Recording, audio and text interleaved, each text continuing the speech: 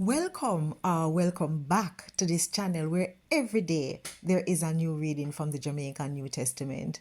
I am Denise Antoinette Simpson, and today we're going to read one little passage about who give the most. It'll come from Luke chapter 21 from verse 1 to 4. Jesus look up and see the rich people them a put in for them sitting where them a give the offering in the offering box. Him see one poor woman with husband dead a put in 2 cents too. Jesus say, me a telling you the truth, that poor woman with husband dead put in more than the rest of them.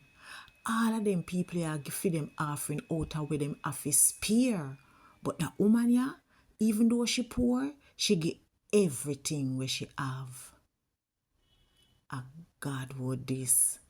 Thank God for him word.